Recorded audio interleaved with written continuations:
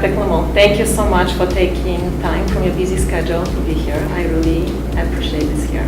And I must say that the past 8 weeks to be here, to be enrolled in the Health Educator program in Hippocrates Institute, it's been absolutely the most amazing experience for me. To have you as a mentor, it's beyond my expectations. I don't know what would I've done if I've never met you in my life.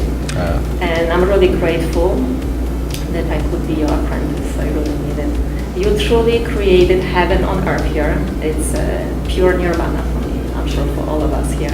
And have you always envisioned that this place, the success of this place will take such a form? I'm not sure I ever aspired for success. I aspired for the offering to be expanded, to be comfortable, to be suitable for every kind of person. So I want the Institute to be welcoming to kings and queens and poor people. And so that's always been my aspiration.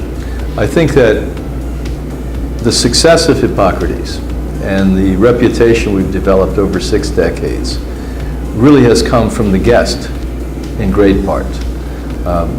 We, again, offer a program. We nurture you and the people in the transformation program.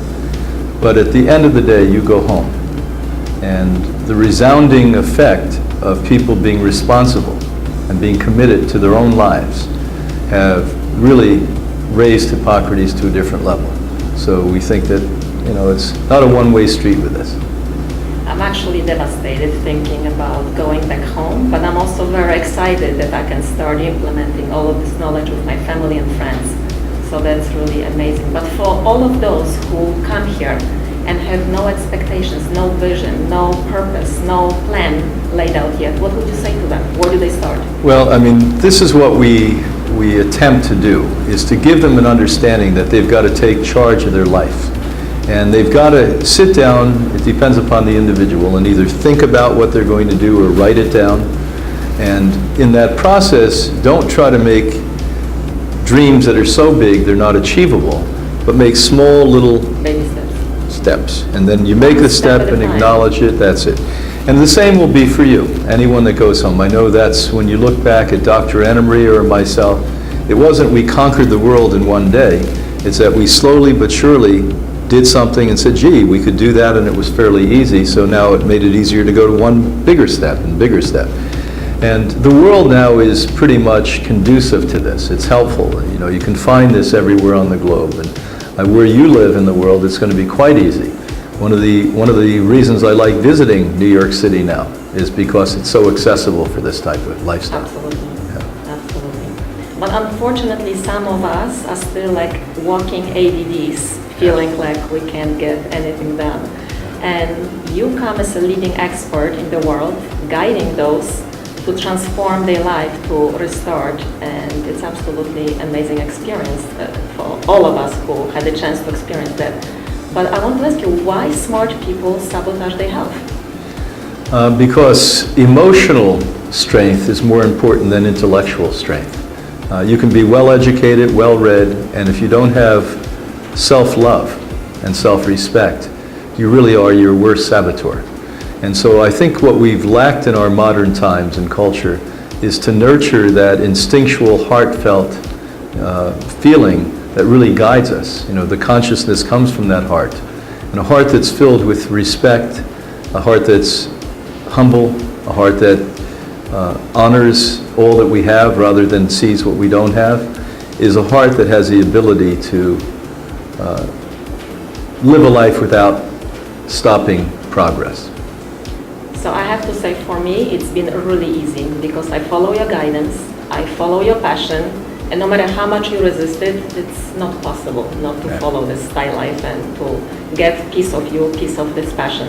But for all of those who would like to restore and restart their life, but they don't know how to be happy, healthy, wealthy, what would you say to them? Well, number one, barring coming to Hippocrates, because that's all achieved here, you may want to start by seeing in your communities around the world if there is support groups, you know, vegan or living food support groups, and get with like-minded people. Number two, there are books, publications. We write books on different subjects. I love yours. Well, Life thank you. Force is the best book. Well, that's a great one to start with. So if you start with Life Force in a very simple, understandable way, it explains what we've learned here since the 1950s. Then next, a project I've been working on and passionate about for 3 years is therealtruthabout.health.com. And there I pretty much can guide you from a website that anything I've said on any subject, you put it in, Googlefy it, and it comes up. So we're talking about breast cancer, we're talking about happiness, we're talking about a good relationship. All of that is on there. And it's not only me speaking, but it comes up in writing. And as you know today, speaking another language, you can hit and get a fairly good translation. So this is not only exclusive to English speakers. So there's no more excuses. No more excuses. Information, knowledge is all out there. Yes, it is. And my last question, since you are a science guy, if you won a lottery tomorrow, 20, 30, 40, $50 million, what would be your priority to invest it in here? Your face is smiling. I think You're visualizing it. Yeah, I think that we of course offer scholarships for indigents now. I would like a large percentage of the people that came to Hippocrates to have scholarships.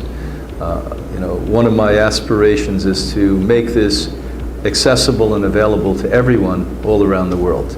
That as a nonprofit, that should be our mission, but it's my personal mission. So I would take that money and use it wisely in helping other people. Maybe having people like you, health educators, go out into communities around the world that are less fortunate and bring this to them without needing to make a living doing that. If we could pay for that, wouldn't that be nice? Amen. Yeah. That's what I can say to them. Thank you so much again for doing this interview. We really appreciate it, and we will spread your passion, enthusiasm, and your amazing Hippocrates style. Thank you so much. Thank you so much. Thank you. Be well. Thank you.